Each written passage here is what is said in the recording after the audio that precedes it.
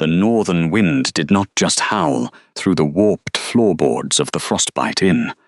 It settled deep into the marrow, a persistent ache that demanded endurance over complaint. Dawn had barely broken across the Silvercrest Kingdom's outer districts, painting the frost-rimed windows in bruised shades of grey and violet. The tavern smelled of old smoke, spilled ale, and the kind of tired that seeps into wood over decades of hard use. Lydia Thorne exhaled, her breath forming a thick white plume that hung suspended in the drafty, freezing air. She gripped the raw iron handles of a 50-gallon water tub. The metal was so cold it felt as though it might strip the skin straight from her palms, but her hands were heavily calloused, rough as the bark of the winter pines outside.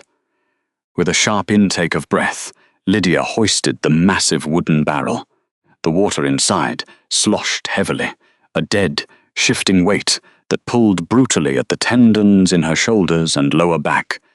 This was the foundation of her morning routine, a punishing ritual of physical labor that had forged her muscles into dense, unyielding bands of quiet strength over the years. Barnaby Finch hovered nervously near the main hearth, his thin hands wringing a dirty rag.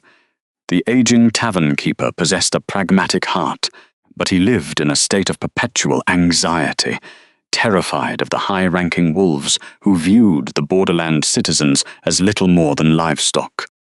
He muttered under his breath, pacing the uneven floor, fretting aloud about the upcoming tax collection and the cruel temperament of the regional warden, Lord Silas. He kicked at a loose stone near the fireplace, his panic radiating into the cold room like useless static. Lydia offered no words of comfort. She had long ago learned that staying quiet was the safest way to navigate a world eager to break her. Instead of listening to Barnaby's frantic spirals, the young woman focused entirely on the geometry of her labor. She counted her heavy steps across the room. 1, 2, 3, 4.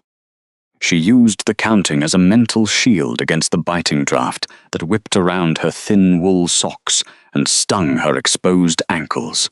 The counting grounded her, turning the grueling physical strain into a steady, reliable metronome. 5, 6, 7. The frozen water crested the rim of the barrel, splashing onto her heavy leather boots and instantly turning to a glaze of ice against the scuffed hide. Lydia did not flinch. She simply adjusted her stance, widening her footing, letting the sheer weight of the tub travel down through her legs into the floor. She was not a warrior. She had never held a blade or stood in a training ring, but her body knew the exact mechanics of leverage, balance, and bearing unbearable burdens without breaking. She set the tub down beside the washing vats with a dull, echoing thud that made the innkeeper jump, the task completed with the quiet, methodical precision of someone who expected no help and asked for no pity. Before the older man could resume his nervous pacing, the heavy oak door at the front of the common room groaned on its rusted hinges. A violent swirl of white snow rushed over the threshold, bringing with it the sharp ozone scent of a fresh blizzard. Barnaby flinched, expecting the brutal arrival of the local guards, but the figure that slipped inside was small, frail, and entirely alone. It was an elderly traveler, hunching her shoulders against the biting gale before pressing her weight against the heavy timber door to force it shut. The old woman wore the patched grey cloak, a simple, worn garment of coarse wool that was currently stiff with frozen sleet. The fabric was heavy, dragging at her stooped frame as she moved cautiously past the empty, scarred tables. She did not seek out the large, roaring fire at the center of the room, perhaps knowing that such prime spaces were usually reserved for those with heavy coin or sharp teeth. Instead, she retreated to the darkest, draftiest corner of the tavern, pulling out a rickety wooden chair and sitting down with a faint, rattling exhale. Lydia watched her from the washing vats. She dried her chapped, red hands on her apron, the coarse linen scraping against her knuckles. Moving to the iron kettle hanging over the side hearth, the waitress poured a large, ceramic mug of boiling water. She did not ask for payment. She simply walked across the quiet room, her heavy boots making no sound on the damp wood, and approached the shadowed corner. The elderly woman's hands were exposed to the air. Her fingers were blue at the joints, trembling so violently that she could not grip the edges of her own garment. She was struggling to undo the crude, swollen wooden toggles at the collar of her cloak, her stiff joints refusing to articulate in the freezing ambient temperature of the room. She pawed at the top toggle, her breath hitching in frustration as the frozen knot remained unyielding. Lydia set the steaming mug down on the table with a soft clack. She did not offer pitying words or make a spectacle of the woman's vulnerability. Instead, she simply reached out her own work-hardened hands. Her thick, calloused fingers brushed the traveller's fragile hands gently aside. Without a single word spoken, Lydia took hold of the frozen toggle. Using the precise, unhurried strength she applied to all her labor, she manipulated the icy knot until it cracked and gave way. She moved down the line, unfastening the second and third toggles, allowing the stiff, frozen collar of the weathered garment to fall back. The release of the heavy, ice-laden wool allowed the traveller's shoulders to relax, the sudden absence of the freezing weight bringing a visible wave of relief to her posture. Elena Vance looked up from her chair, her deep, intelligent eyes locking onto the young woman's face. There was no subservience in Lydia's posture, no performative bowing. There was only the dignified, silent recognition of a woman who understood exactly how much the cold could hurt, and exactly how to dismantle it. The heavy oak door of the tavern did not merely open. It was shoved violently inward, crashing against the stone wall with a concussive thud. A brutal gust of northern wind rushed into the common room, carrying a horizontal sheet of sleet and instantly killing the fragile warmth they had built. Through the swirling frost stepped Lord Silas Sterling. He moved with the unhurried swagger of a man who expected the weather itself to apologize for inconveniencing him. 3 armored guards flanked him, their heavy iron-shod boots tracking freezing slush across the floorboards. Lydia had just spent an hour scrubbing. Silas stripped off his fur-lined gloves, handing them to a guard without looking back, his dark gaze already dissecting the room. He wore a coat of deep crimson wool tailored tightly over his broad shoulders, a stark contrast to the faded, threadbare greys worn by every other soul in the tavern. The atmospheric pressure in the room shifted immediately. Low conversations died mid-sentence. Barnaby Finch, usually so quick with a forced greeting for paying customers, shrank back against the stacked ale casks, making his round frame as small as possible in the shadows. Silas wanted the hearth. He always wanted the center of the room, the absolute deference of anyone standing in his path. He strode toward the massive iron grate, his boots striking the floor in a measured cadence. In his right hand, he carried a short leather riding crop. As he passed the dining tables, he began to tap the crop against the edges of the wood. Crack. The sharp sound echoed loudly in the sudden silence. Crack. He struck the table again, harder this time. Lydia stood perfectly still beside the wash basins, watching the brass tip of his crop gouge a shallow trench into the soft pine. She knew the specific grooves of that wood, having sanded away knife marks and wiped up spilled grease night after night. Silas did not even look down at the damage he was causing. He was simply claiming the space, destroying a piece of their livelihood out of idle habit. The wood splintered under his next strike, exposing the raw grain. His pacing stopped. He had reached the edge of the hearth. Sitting directly in the center of the warmest stone bench, occupying the exact space Silas intended to take, was the elderly traveler. She had not moved to accommodate his approach. She remained entirely engulfed in the patched grey cloak, her thin hands wrapped loosely around a steaming mug of watered-down cider. The audacity of her stillness seemed to genuinely confuse Silas for a fraction of a second. In his district, people moved long before he had to ask. They scrambled out of his way. "You," Silas said, his voice a low, smooth drawl that carried across the quiet room. "Move." The old woman did not scramble to her feet.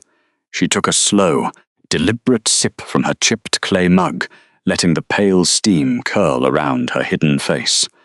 When she finally set the cup down on the stone ledge, her movements possessed the stiff, unhurried caution of advanced age. She did not tremble. She did not shrink back into her seat or lower her head in frantic submission. She simply turned her hooded head toward him, silent and steady. That silence was the absolute worst thing she could have offered him. Lydia saw the color drain completely from Silas's face, leaving behind a pale, dangerous tautness around his jawline. To a man whose entire authority rested on the daily terror he inspired in the borderland peasants, hesitation was an insult. Outright stillness was a declaration of war. He did not yell. He did not bother to issue a second verbal command. He simply reacted with the casual, immediate violence of a predator swatting a nuisance. He raised his right hand. The brass-tipped riding crop hung dangling from his wrist by its leather strap as he drew his arm back, his thick fingers curling into an open palm. He was aiming directly for the side of her head, preparing a brutal backhand strike meant to knock her completely off the bench and onto the unforgiving stone floor of the hearth. Lydia did not think. She did not weigh the political consequences of striking a regional warden, nor did she calculate the odds against the armed guards standing mere feet away. She simply dropped her wet rag and moved. Her boots found solid purchase on the damp floorboards, driving her weight forward. Years of hauling water tubs and dragging heavy firewood through the northern snow had built a density in her bones and a thick, unyielding strength in her shoulders that no simple linen apron could ever hide. She stepped directly into his personal space, dropping her center of gravity, and threw her left hand upward in a rigid arc. Smack! Her calloused, lie-burned fingers locked around Silas's forearm, stopping his strike completely dead in the freezing air. The impact sent a sharp, vibrating shockwave straight down her arm, but she did not give a single inch of ground. It was not a martial technique. It was the blunt, heavy leverage of a laborer catching a falling barrel. She felt the thick silk of his sleeve bunching beneath her grip. Beneath the fine fabric, she felt the sudden, violent shifting of his tendons as his muscles strained against her hold. His wrist felt like a bundle of thick, taut ropes, surging with furious power as he tried to force the blow downward anyway. He could not. Lydia anchored her boots against the uneven floor and clamped her fingers tighter. Her thumb dug into the space between his radial bones, pinning his arm solid. For a long, suspended second, the entire tavern seemed to stop breathing. Silas's head snapped toward her, his dark eyes wide with a mixture of absolute shock and rising outrage. He was a wealthy man, fed on rich meats and trained in aristocratic swordplay, but in that suspended moment, he was slamming against the brute reality of a woman who worked the earth. She held his wrist suspended in the air, letting the physical weight of her grip communicate exactly what her silence meant. Silas jerked his arm backward. It did not move. The rich, dyed leather of his riding glove creaked under the immense, unyielding pressure of her fingers. She did not possess the supernatural speed of an elite pack warrior, nor the lethal, fluid grace of a trained assassin. What she possessed was the blunt, dense gravity of a body that had spent 8 years dragging wet ash from iron hearths. He twisted his shoulder, trying to use his height and his inherited rank to break her hold, but the effort was entirely useless. The gravel beneath her boots ground against the wood, yet her posture remained locked into place. She kept her breathing measured, watching the veins bulge against the pristine, fur-lined collar of his velvet coat. He was a man accustomed to the world, yielding to his mere presence. He simply did not understand the mechanics of physical labor, the way bone and tendon learn to lock into a rigid, load-bearing structure when failure means starvation. "Let go of me, you filthy wench!" Silas snarled. His voice cracked, the polished veneer of his nobility, shattering under the public indignity of being immobilized by a tavern waitress. Spit flew from his lips. landing on the sawdust-covered floorboards. When she did not release him, his panic curdled into a vicious, frantic rage. He turned his head toward the 3 armed men standing near the hearth. "Draw your blades. Cut off her hands. Cut them off right now." The order echoed against the frost-rimed windows, sharp and demanding. But the metallic hiss of steel leaving leather scabbards did not follow. The tavern held its breath. Lydia looked past Silas's thrashing shoulder at the guards. She knew them. Not by their military rank, but by their worn winter boots, and the way they shivered near the door during the midnight watches. When the northern storms dropped the temperature below freezing, and the garrison kitchens ran out of firewood, it was her ladle that had scraped the bottom of the iron pot. She had slipped extra portions of hot venison stew and thick, marrow-soaked barley into their bowls, while Barnaby deliberately looked the other way. The guards stared at her calloused hands, recognizing the same knuckles that had handed them steaming ceramic bowls in the dead of night. One of the men shifted his weight, his fingers resting awkwardly on the heavy iron pommel of his sword, his eyes dropping to the floorboards. He did not draw the weapon. Another swallowed hard, refusing to meet his commander's furious, demanding gaze. In the rigid hierarchy of the northern border, disobedience to a regional warden meant the lash, yet, in the quiet, desperate economy of survival, striking down the woman who kept them from freezing was a boundary they could not immediately force themselves to cross. Mutiny often begins not with a war cry, but with the refusal to speak a single word of compliance. Silas realized his men were not moving, and his face flushed a deep, dangerous purple. He opened his mouth to scream a threat of treason, but the words were stolen by a sound that shook the dust from the ceiling rafters. It was a low, resonant blast of a heavy brass horn, cutting through the howling blizzard outside like a physical blow. The vibration rattled the ceramic mugs on the tables and caused the iron hinges of the inn's heavy doors to groan in protest. Nobody moved. Even Silas froze, his arm still pinned in her grip, his widened eyes fixed on the frosted glass of the front window. Heavy hooves crunched over the packed ice of the tavern courtyard, the rhythmic, synchronized thud of a royal cavalry unit dismounting echoed through the thin, drafty walls. A second blast from the horn confirmed what every citizen in the Silver Crest Kingdom already knew in their bones. The sovereign court had arrived. The heavy oak door swung inward with a violent crack, thrown open by 2 armored outriders. The bitter northern wind rushed inside, carrying a flurry of white snow that instantly melted against the tavern's iron hearth. But it was not the winter chill that made the air suddenly unbreathable. It was the scent of ozone, dark pine, and cold iron. Kieran Vance crossed the threshold. He did not charge in with drawn weapons or the loud, barking demands of a lesser leader. He walked with the deliberate, unhurried cadence of a man who owned the ground beneath his boots. The entire hall oriented toward him the way iron filings orient toward a lodestone. His dark winter cloak brushed the sawdust, heavy and impeccable. Behind him, his crowned prosecutors filtered into the room in a silent line, carrying the dreaded, brass-bound ledgers of the royal audit. Silas's face drained of all color, turning the shade of old parchment. He finally stopped pulling against her grip, his muscles going entirely slack in terror. But the king did not immediately address the corrupt regional warden. He stopped just inside the doorway, the brutal wind still whipping the edges of his dark cloak. Slowly, Kieran raised a gloved hand and pushed back his heavy hood. He paused in the center of the room, blinking against the sudden warmth of the tavern, and carefully wiped a thick layer of accumulated snow from his dark eyelashes. The gesture was incredibly small.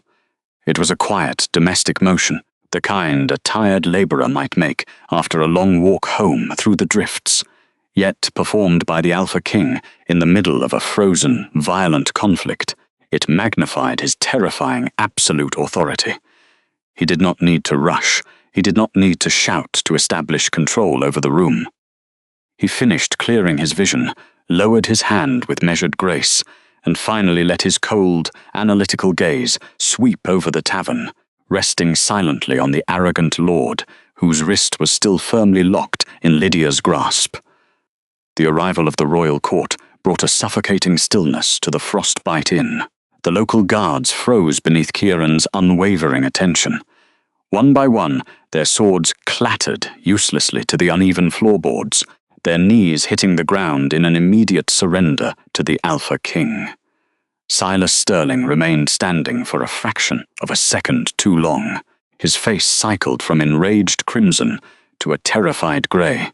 He abruptly dropped his raised hand, his chest heaving under his velvet coat as he scrambled to construct a defence. He took a hasty step toward King Kieran Vance, his boots scraping clumsily against the grit-covered floor. "Your Majesty," Silas stammered, his voice thin, "you arrive unannounced in my district. I was merely enforcing the Crown's peace. This insolent waitress and this vagrant defied the regional warden's authority. I was issuing a necessary physical correction to maintain order." Kieran did not look at him.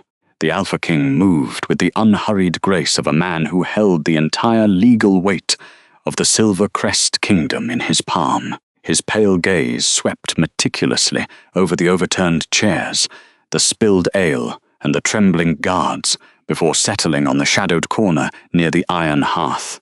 Kieran bypassed Silas entirely. The local lord might as well have been a ghost or a passing draught of cold air. Silas's frantic justification died in his throat as the king walked past him without a single flicker of acknowledgement. The dismissals was far more chilling than a drawn blade. Kieran stopped before the dying embers of the hearth, his dark fur-lined cloak brushing against the soot-stained stone. He lowered his head in a deliberate gesture of profound deference that sent a ripple of absolute terror through Silas and his kneeling men. The elderly traveller sitting on the low wooden stool did not scramble to her feet. Instead, she reached up with slow, deliberate fingers. She grasped the heavy, fraying wool of her oversized mantle and pushed the heavy hood back from her face. The physical transformation was absolute. The moment the coarse wool fell away, the woman's spine straightened. The hunched posture of a freezing beggar vanished instantly, replaced by the rigid geometry of royal authority. Her chin lifted into a perfect horizontal line, and her dark eyes locked onto her son. Despite the freezing mud caked on the hem of her garments, she was undeniably the Dowager Queen, Elena Vance. She occupied the draughty, smoke-filled space of the tavern the way a lodestone commands iron filings, drawing the atmospheric gravity of the room to herself without raising her voice. Behind Kieran, Silas made a wet, pathetic sound. He fell to his knees so hard the impact echoed against the wooden rafters, the reality of his fatal mistake finally piercing his thick wall of inherited arrogance. Adena did not spare a single glance for the weeping lord grovelling behind her. Her voice broke the heavy silence with the clear cadence of a ruler delivering an official decree. "I came to the northern border to document the conditions of our people," Elena stated, carrying the crisp weight of factual reporting. "I sat in this corner to warm my hands. Lord Sterling entered, demanded that I vacate the space, and when I did not move fast enough, he raised his hand to strike me." She paused, letting the accusation settle into the room like frost on glass. Then, she shifted her gaze slightly, looking past her son to where Lydia stood. He did not succeed. This woman stopped him. Kieran turned slowly, his dark gaze finally resting on Lydia Thorne. She had not moved since releasing Silas's wrist.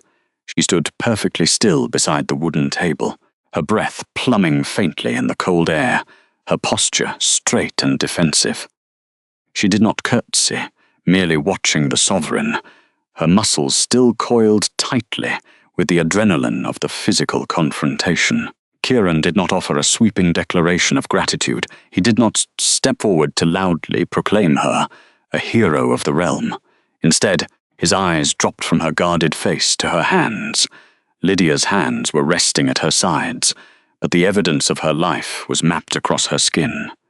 Kieran examined the raw, chapped redness of her knuckles, burned by years of plunging them into freezing water and boiling lye soap. He saw the permanent crescent stains of charcoal worked deep beneath her fingernails, and the rigid callouses built from carrying heavy water tubs before dawn. Kieran observed these details with profound, silent intensity. These were not the soft hands of a noblewoman playing at charity. They were the scarred, functional tools of a woman who carried the crushing weight of the borderlands on her shoulders every single day. The Alpha King lifted his gaze back to her face. He understood, without needing a single word of explanation, exactly how much sheer, punishing physical strength it had taken for a tavern waitress to catch and hold the furious strike of a fully grown, well-fed regional warden. "You defended the blood of the crown," Kieran said, his voice a quiet, resonant sound that vibrated through the floorboards. He spoke across the space as an equal acknowledging a fellow protector. "You risked your livelihood to shield a traveler who had nothing to offer you."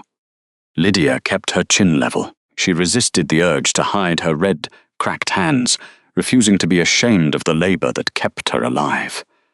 "I did not know she was the queen," Lydia answered, her voice slightly raspy but steady. "I only knew she was old and he was wrong. That was enough." Kieran held her gaze for a long, silent moment. The corner of his mouth twitched, a minuscule acknowledgement of her unyielding pragmatism. "Yes," he agreed quietly, "that is exactly why it matters." Kieran Vance did not draw a blade. The tavern held its breath, patrons pressing flat against the walls, anticipating the bloody execution that usually followed treason. Silas stood rigid, his chest heaving, his hand instinctively dropping toward the iron hilt of his broadsword. He was a creature of brute hierarchy. He understood violence.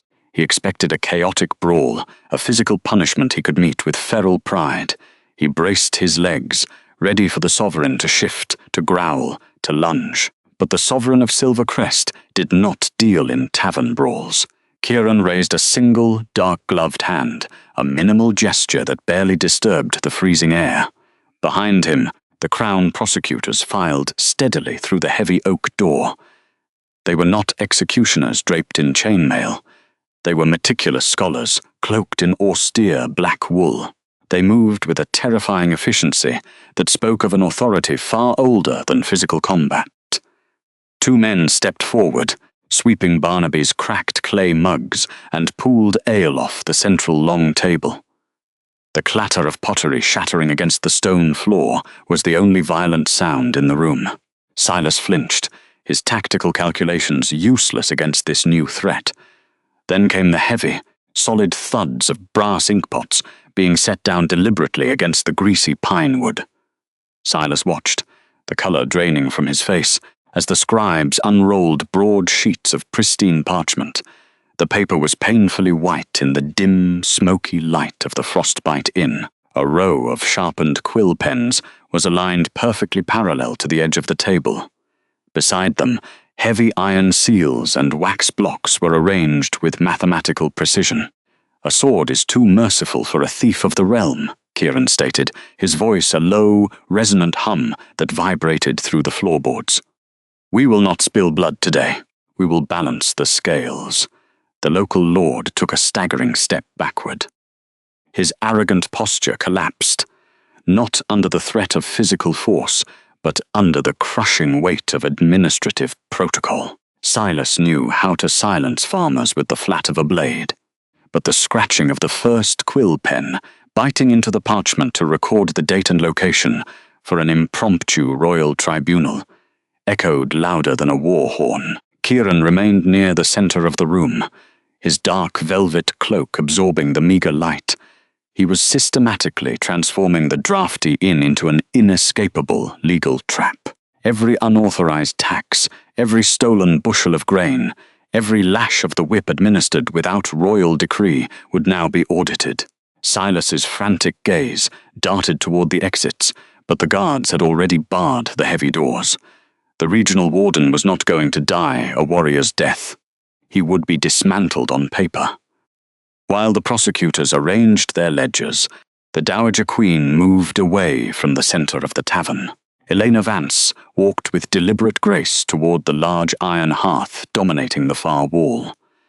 The fire had burned down to glowing red embers, casting shifting shadows across the soot-stained bricks.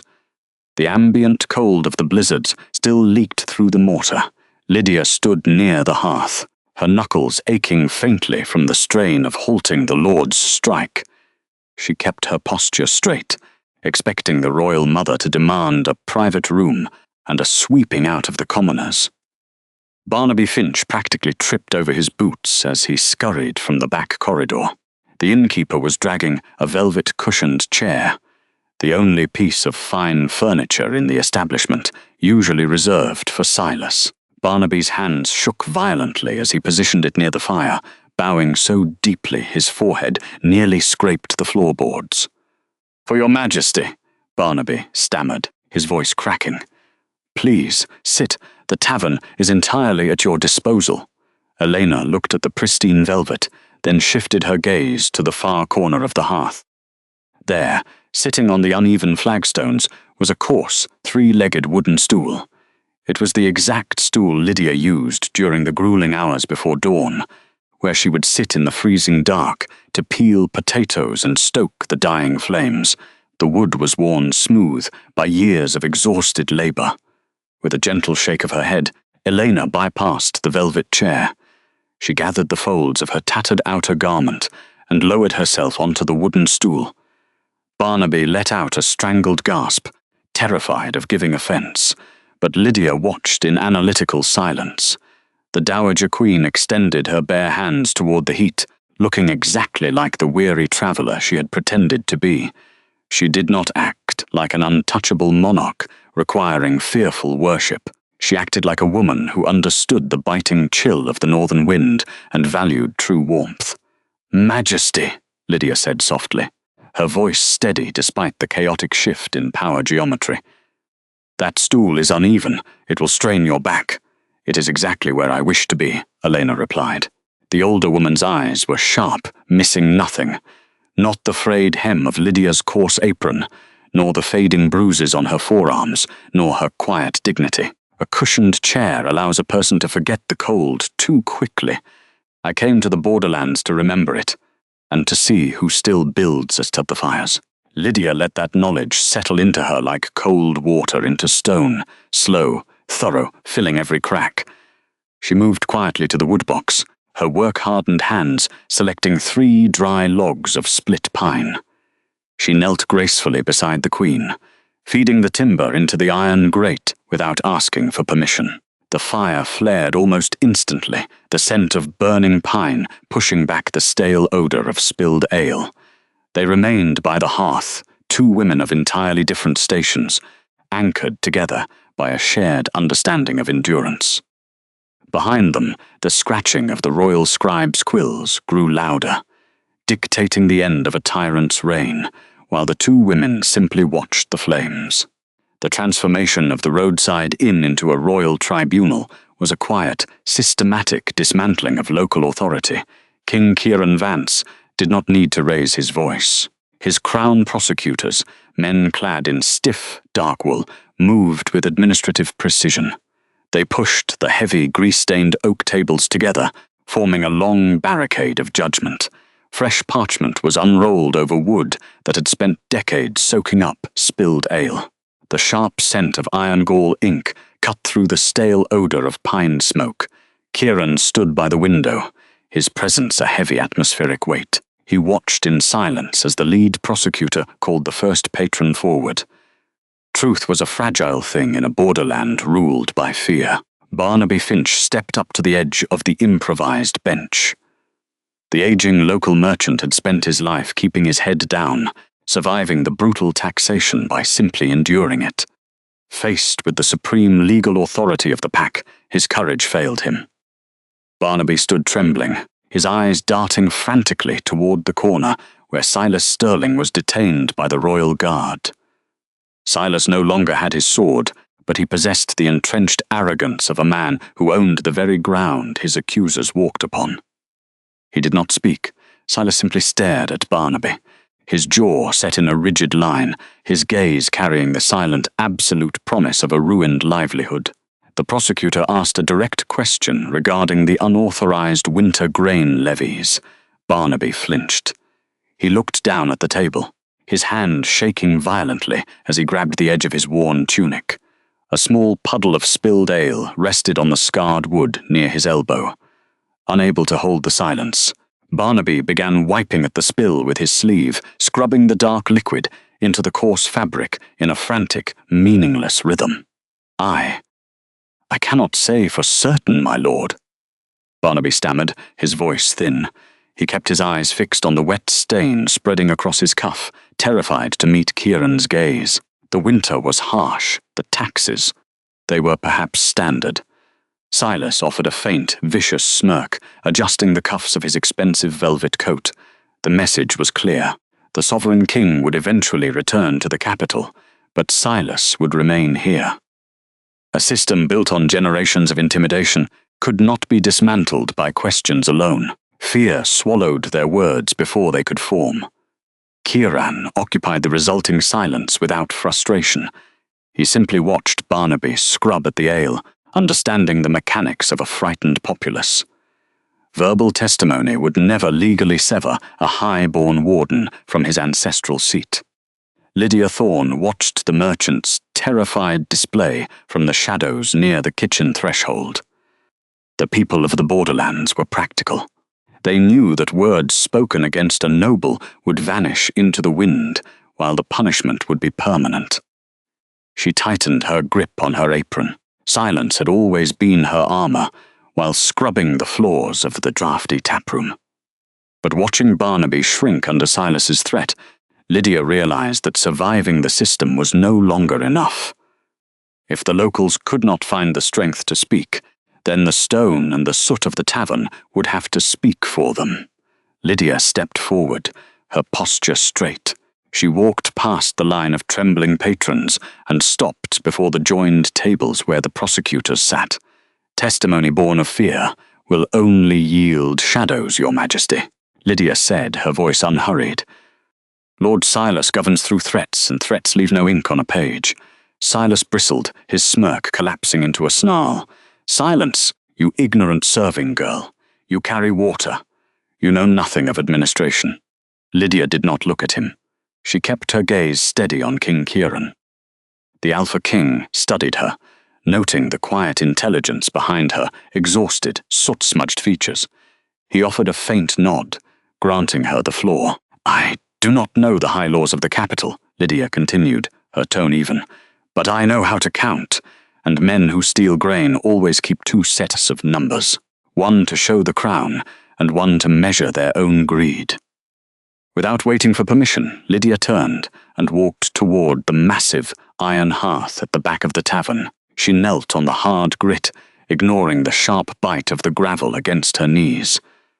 She reached toward the darkest corner beneath the iron grate, a place coated in decades of thick, greasy ash.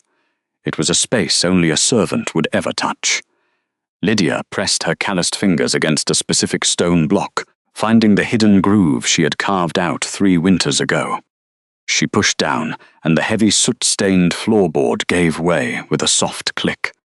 From the dark cavity, she pulled out a thick rectangular object wrapped carefully in layers of waterproof oilcloth.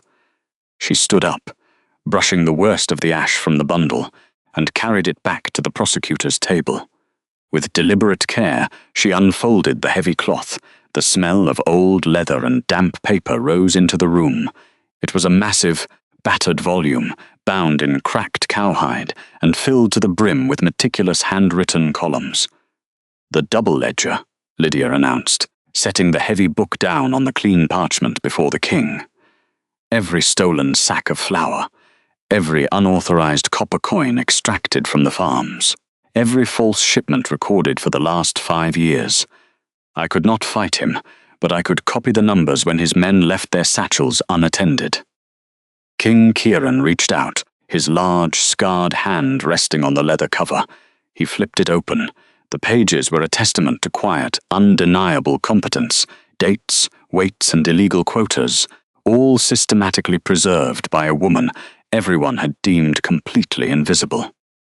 The thud of the double ledger against the scarred pine table seemed louder than the northern wind rattling the tavern windows.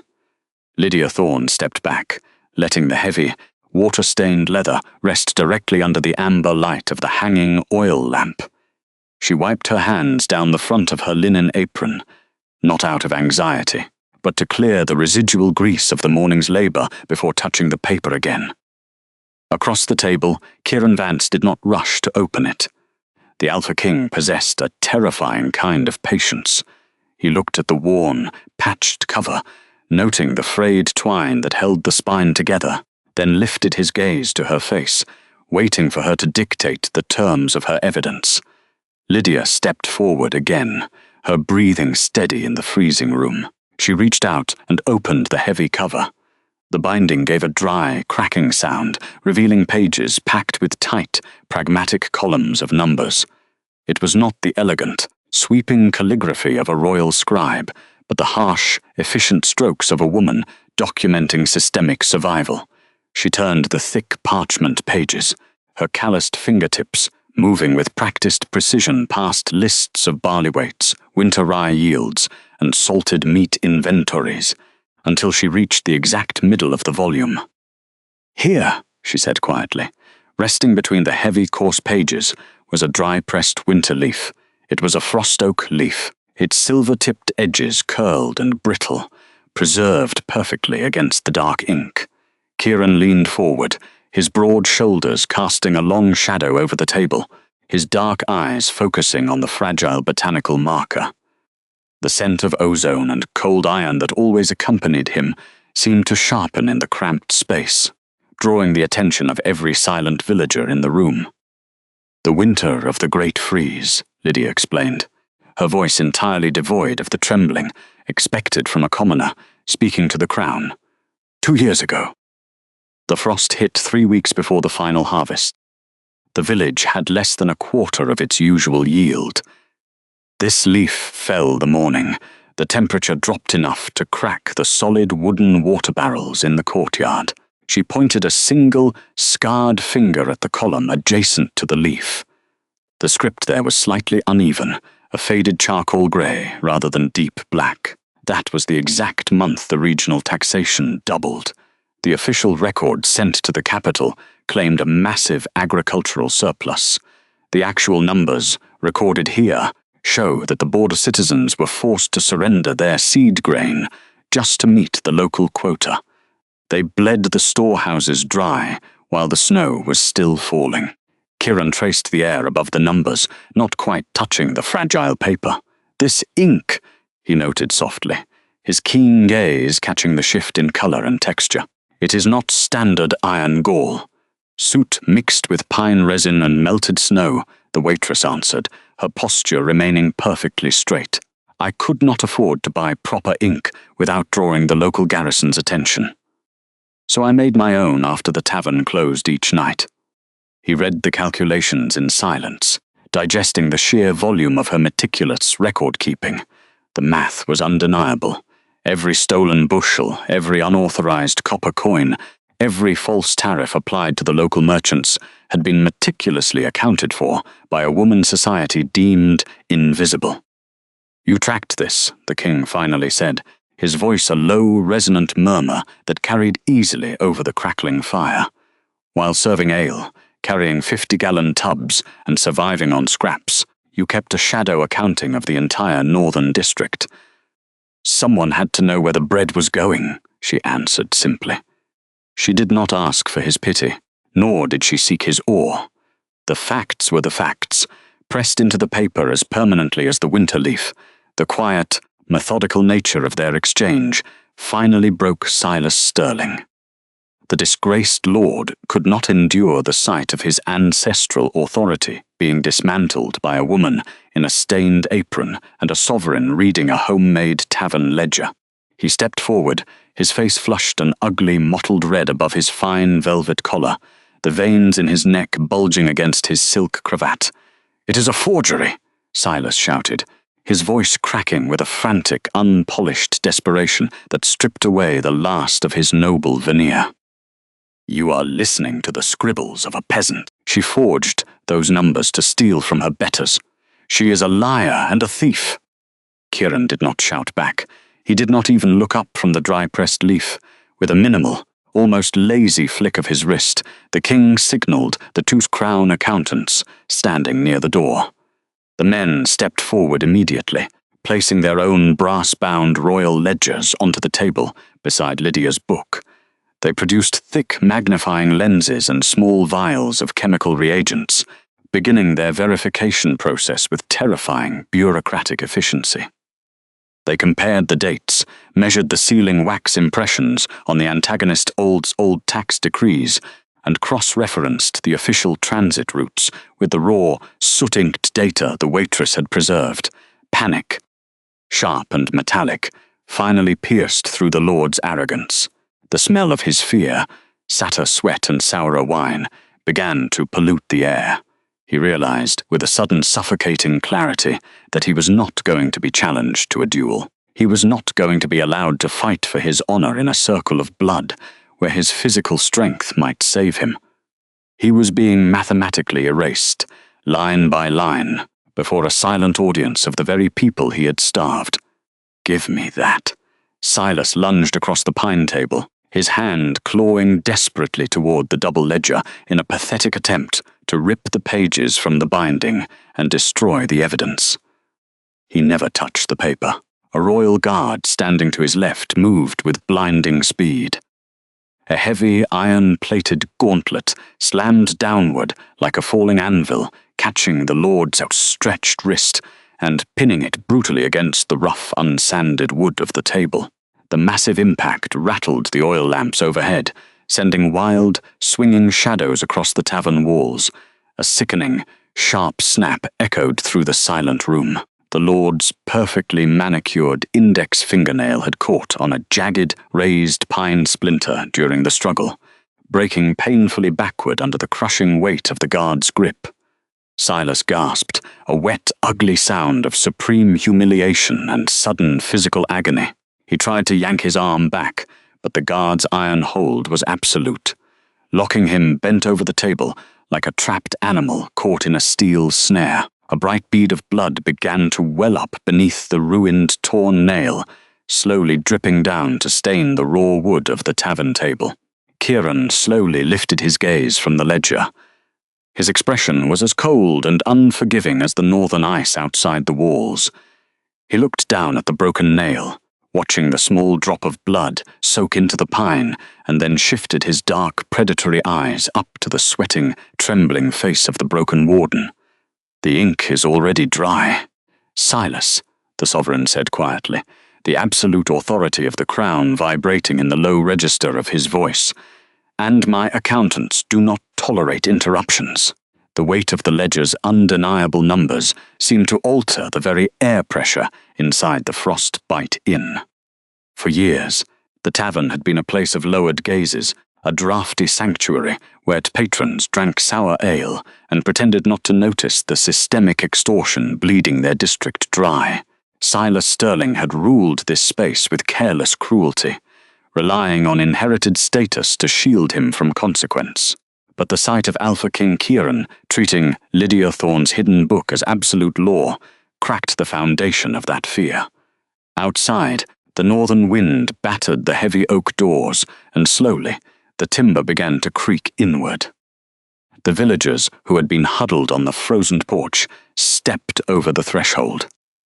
They brought the biting winter cold with them, loose snow dusting their threadbare wool coats and melting against the grease-stained floorboards.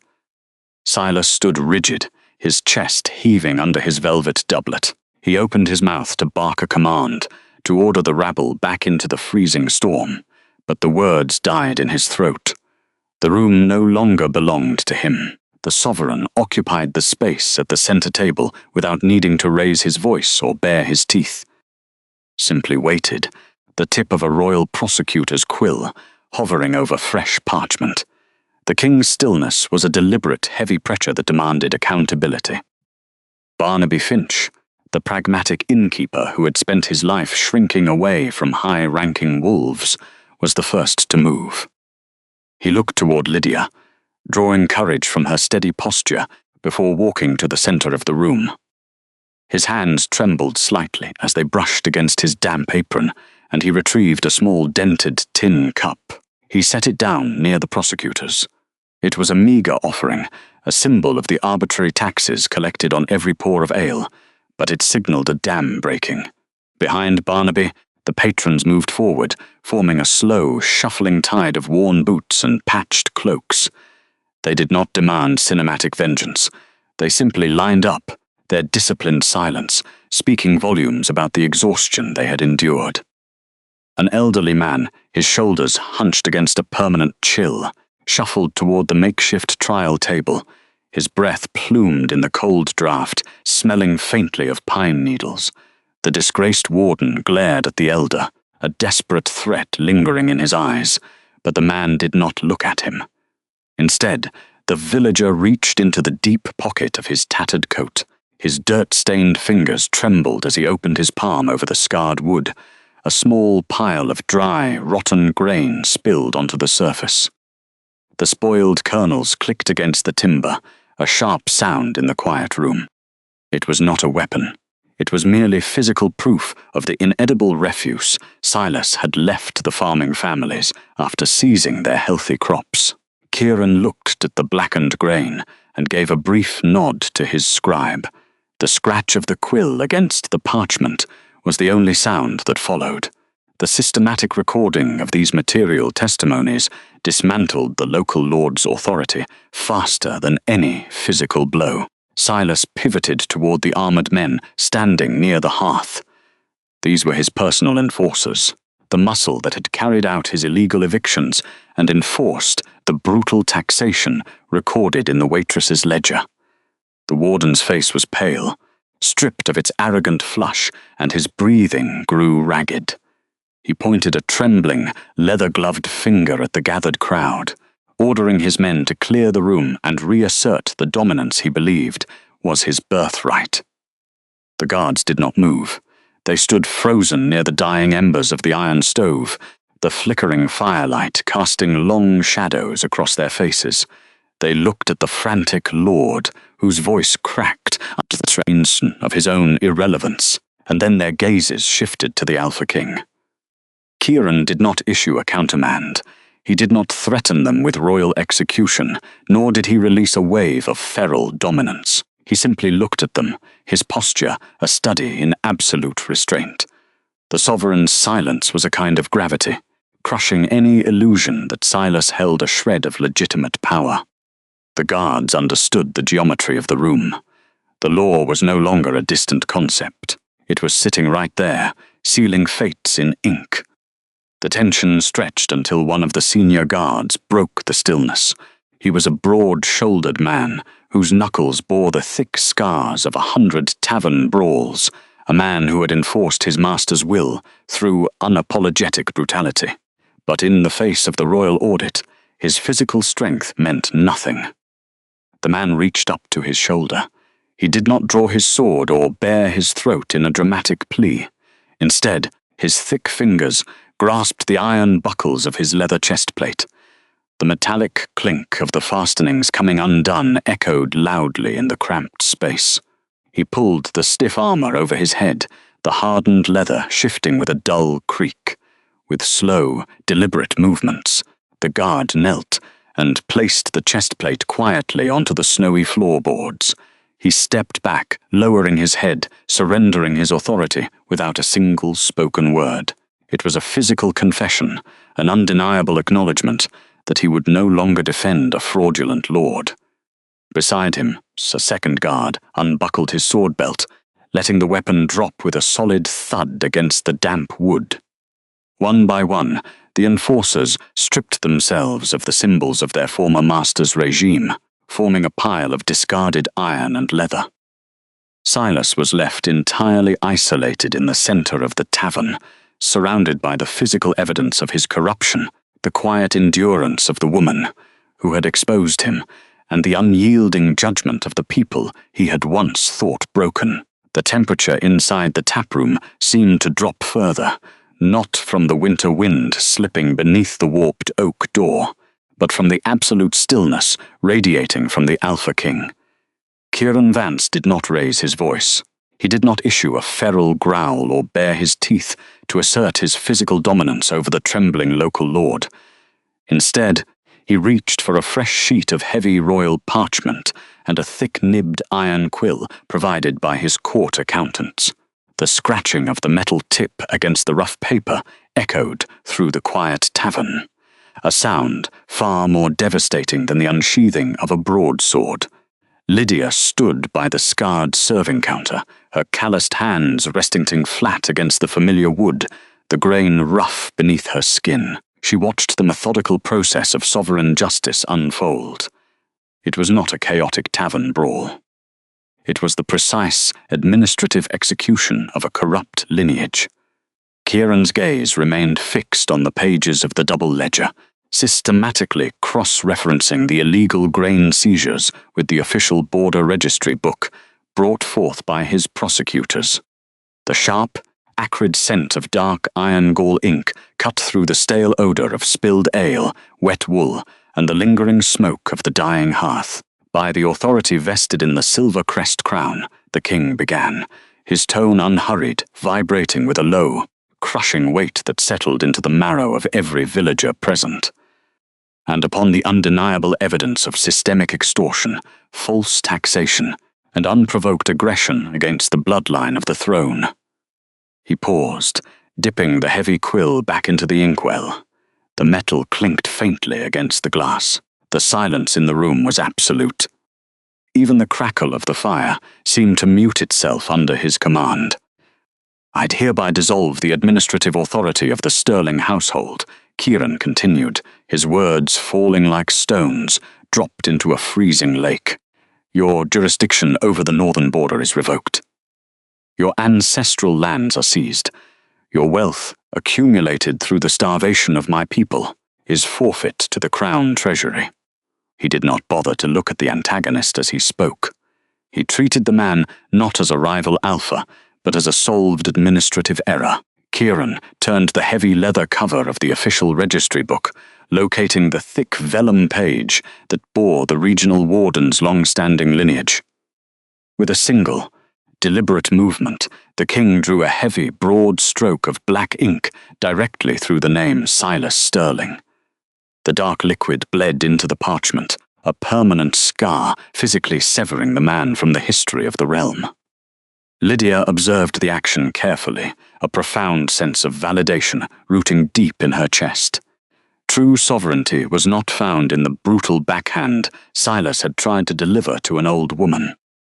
It was found in the stroke of a pen that erased his existence from the power structure entirely.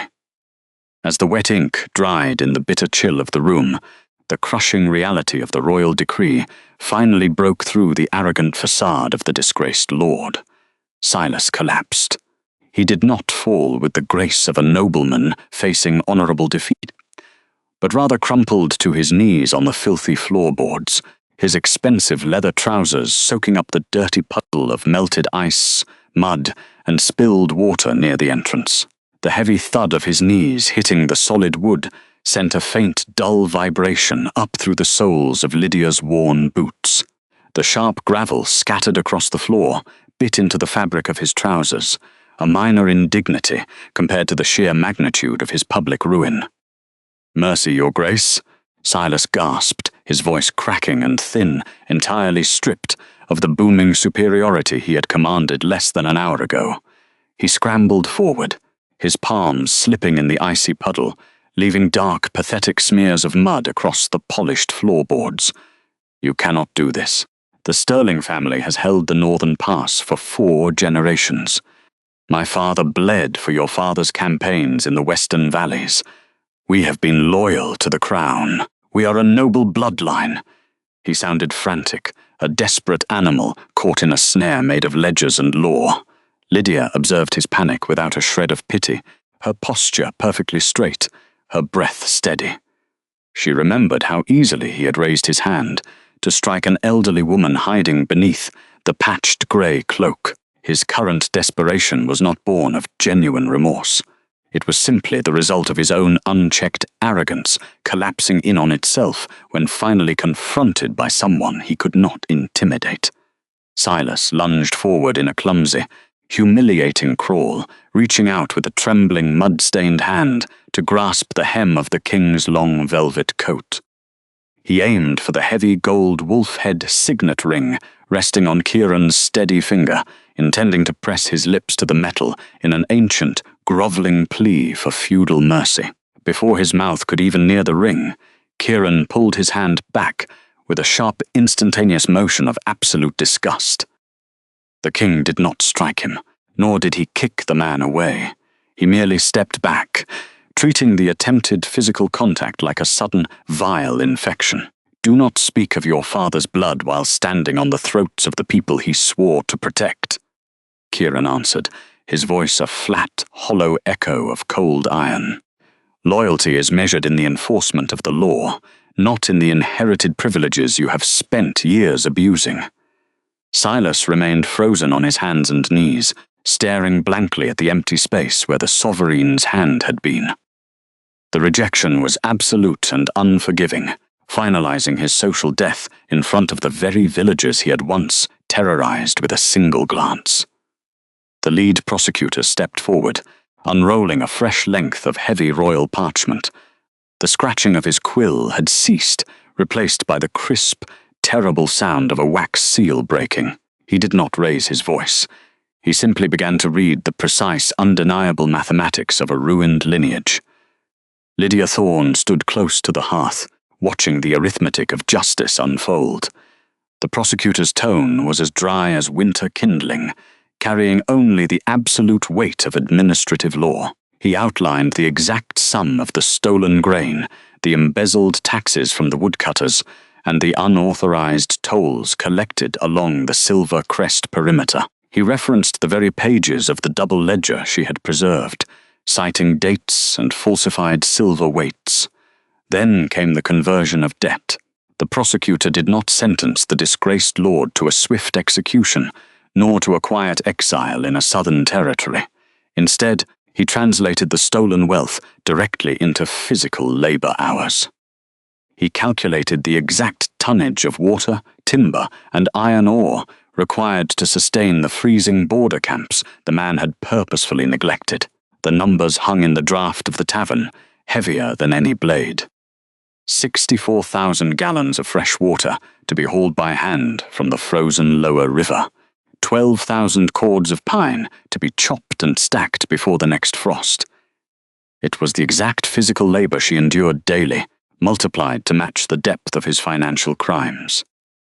Silas Sterling knelt on the scuffed floorboards, his manicured hands trembling against his velvet-clad thighs.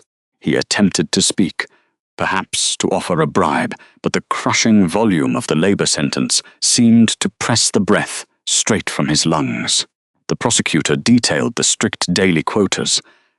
If the quota was not met, the next day's ration of firewood would be halved. If a bucket was spilled, the distance would be doubled. Lydia felt a phantom ache in her own shoulders, recalling the marrow-deep exhaustion that came from hauling 50-gallon tubs through knee-deep snow. She knew precisely what that sentence meant. It meant broken blisters bleeding into coarse wool gloves. It meant the rhythmic agony of joints freezing long before the hearth could thaw them. It was a poetic retribution, grounded not in grand violence, but in the grueling physical reality of the North. The prosecutor rolled the parchment tight, handing it to a silent guard. The mathematics were formalized. There was no higher appeal, no possibility of a proxy taking his place. The arrogant official who had raised a gloved hand to strike a disguised elder was now legally bound to the freezing mud of the perimeter for the rest of his natural life. The royal guards moved with the unhurried efficiency of men who carried the king's absolute authority. Two massive warriors stepped forward, flanking the condemned man, producing heavy iron chains that clinked against the floorboards with a dull thud. The iron was thick and heavily rusted, designed for beasts of burden rather than political prisoners. They clamped the heavy shackles around his wrists. The freezing metal bit instantly into his skin, a cruel contrast to the soft inner lining of his expensive coat. Silas gasped, a sharp intake of air that died quickly in his throat. He tried to plant his feet, attempting one last display of physical resistance, but the guards simply hauled him upward by the center chain links. Barnaby Finch stood near the broken frame of the front door, his pragmatic eyes wide, a stained rag still clutched in his tight fist. The older tavern keeper had spent decades keeping his head bowed, shrinking away from every minor official who walked through his threshold. Now, he watched in absolute silence as the highest local authority was reduced to a stumbling prisoner. The entire tavern remained soundless, save for the scraping clatter of iron dragging across the uneven floor. The guards pushed their prisoner toward the threshold. Outside, the northern blizzard had not abated. The wind howled through the open doorway, driving stinging needles of ice directly into the room.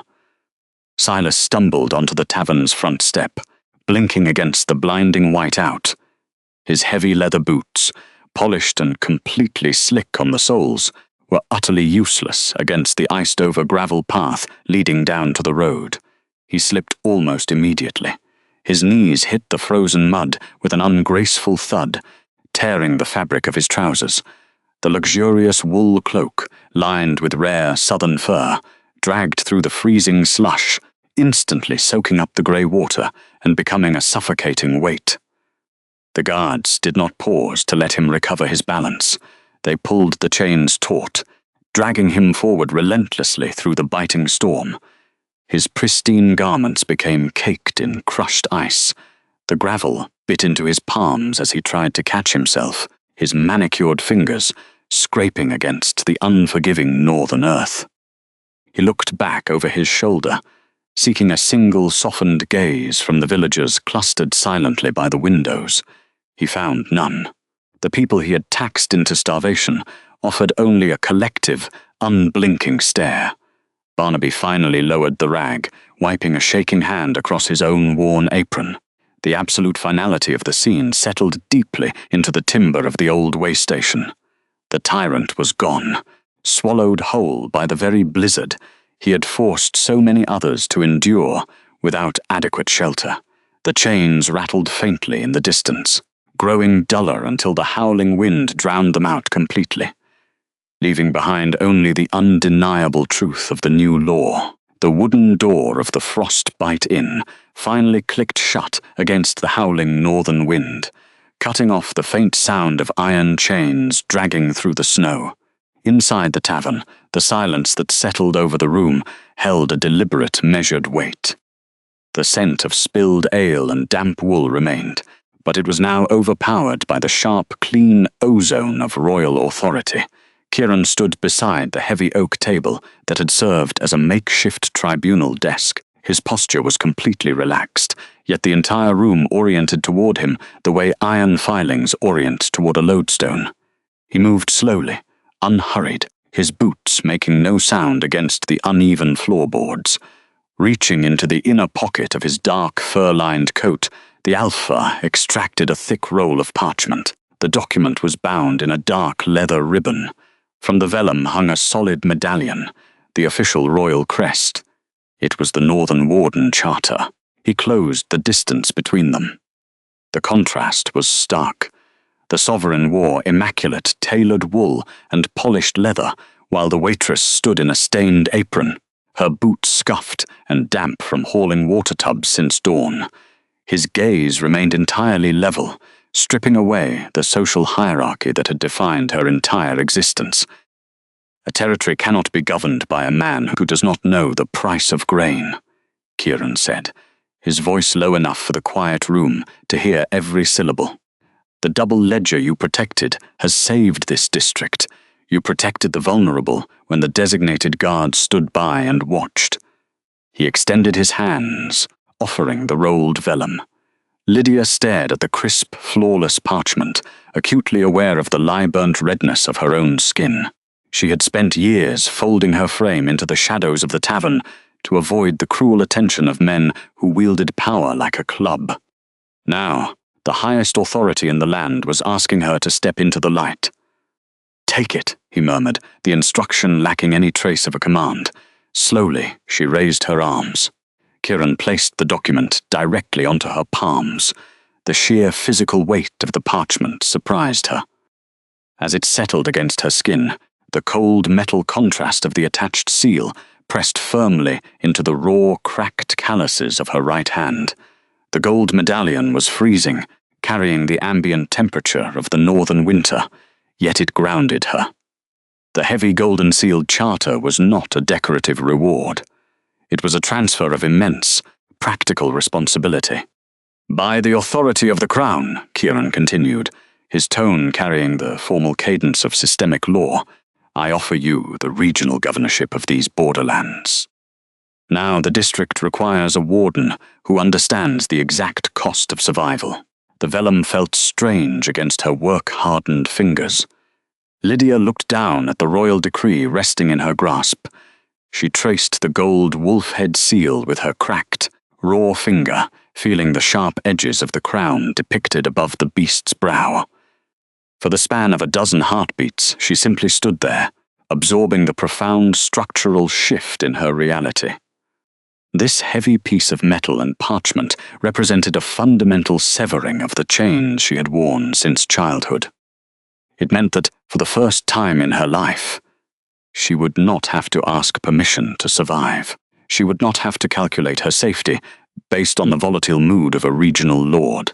Yet the hesitation crept in, thick and conditioned by years of societal erasure. She knew how to scrub grease from pine tables and how to carry 50 pounds of flour without breaking her stride. She did not know how to collect taxes, draft border treaties, or command a garrison of trained warriors. "I haul water tubs," Lydia said quietly, leveling her gaze directly at the sovereign. "I calculate the cost of root vegetables and firewood. I do not have the lineage to sit in a manor house, nor the education to direct a pack court." Before Kieran could answer, Elena moved closer, the edges of the patched grey cloak brushing against the rough wooden floorboards. The Dowager Queen did not possess the overwhelming ozone scent of her son, but she carried a quiet, undeniable gravity. "Lineage is an illusion we sell to the weak to make them feel secure," Elena said softly. Her voice relied on the steady, unshakable certainty of a woman who had spent decades observing the truth of the world. The men who boast of their bloodlines are usually the first to flee when the winter storms break. Elena reached out. Her hand, though lined with age, was warm and steady as she rested it over Lydia's trembling fingers, pressing them gently against the heavy parchment. "You caught the wrist of an enraged, full-grown wolf to protect a stranger who had no means to pay you," the older woman continued. "You risked your livelihood and your life to uphold a standard of decency that the appointed warden had abandoned. The hands that clean the world are the ones most capable of holding it steady." The words settled into the cold room, anchoring themselves in the heavy timber beams. The fear of inadequacy, the deeply ingrained belief that an Omega, without a title, was inherently worthless, began to fracture under the weight of concrete evidence. She had already managed the tavern's economy, protected its patrons, and maintained the only honest records in the territory. She looked back down at the freezing metal resting against her skin. The doubt did not vanish entirely. Decades of invisibility could not be erased in a single afternoon, but the paralyzing grip of it broke. She had spent enough of her life learning not to cry in front of people who would not understand why. Now, she would learn how to stand in front of them and issue commands. The tavern had emptied of the frantic energy that accompanied the tribunal, leaving behind a heavy, deliberate stillness. Alpha King Kieran Vance remained standing beside the scarred pine table. He moved with the measured certainty of a man who understood that true authority required no sudden gestures, stepping back to allow her room. Moving with deliberate care, Lydia carried the heavy vellum to the worn wood. Directly beside the battered cover of the double ledger, she unrolled the Northern Warden Charter. The parchment was pristine, smelling faintly of cedar oil and melted beeswax. Kieran smoothed the document flat. He allowed the heavy gold wolf-head seal to rest near the edge of the table, letting the physical weight of the decree settle into the room. The contrast between the two texts, the crude, desperate bookkeeping of survival, bound in cheap leather, and the elegant calligraphy of sovereignty, told the entire history of the borderlands without a single spoken word. "The registry requires a signature," Kieran said. His voice was low, devoid of aggressive demands.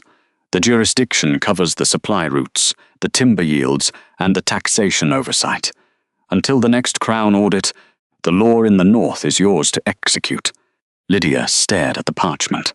She had spent the last 7 years cataloguing every stolen bushel of grain and every unrecorded winter tax in the frozen valleys. The charter simply gave her the legal right to enforce what she had already been managing in the shadows. Kieran withdrew a heavy royal quill. The shaft was forged of dark iron, the nib sharp and gleaming. He held it out to her, handle first. Lydia looked down at her own hands. Her knuckles were still swollen from hauling the 50-gallon water tubs at dawn. The skin across her fingers was cracked from the bitter wind, stained permanently with soot and lye soap. She lifted her right arm and took the iron quill. The metal was cold against her calloused skin. It felt entirely different from the crumbling sticks of charcoal she usually used to tally the ale barrels.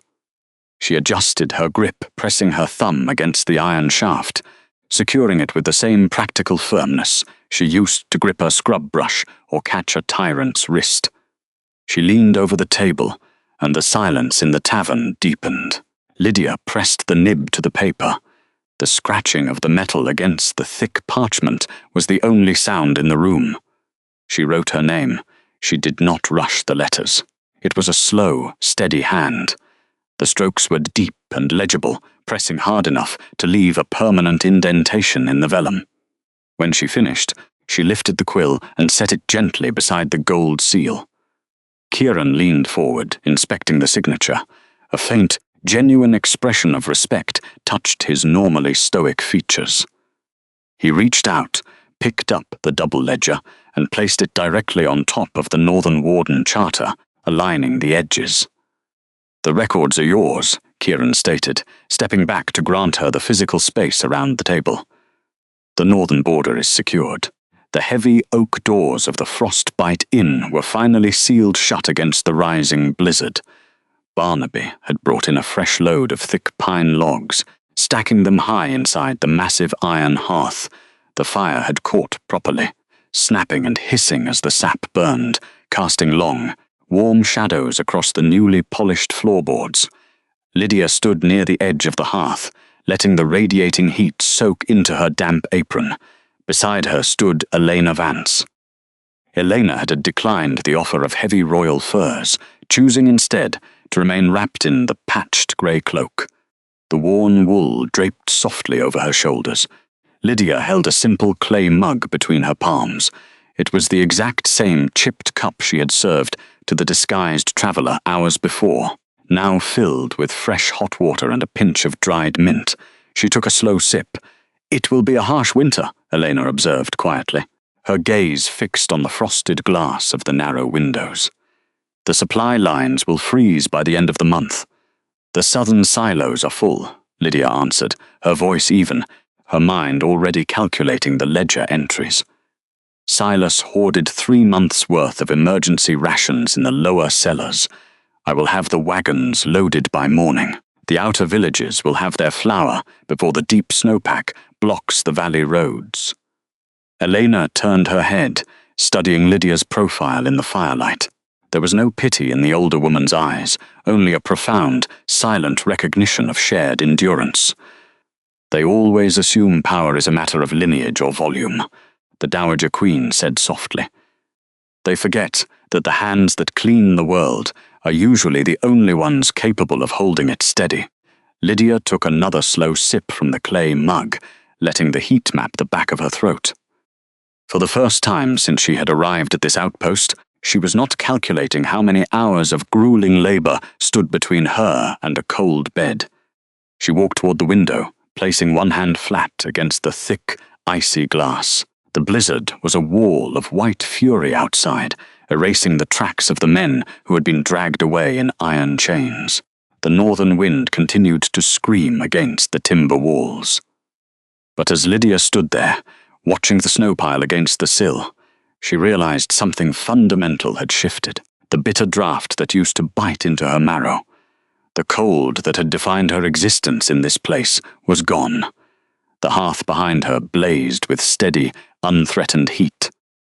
The vellum of the Royal Charter rested safely on the table, right next to the worn leather of her ledger. Silence was a kind of armor, thinner than most, but lighter to carry. For years she had worn it to survive the cruelty of men, who thought she was invisible. Now, standing in the warmth of her own sanctuary, she realized she no longer needed it to hide. She could simply choose to wear it in peace.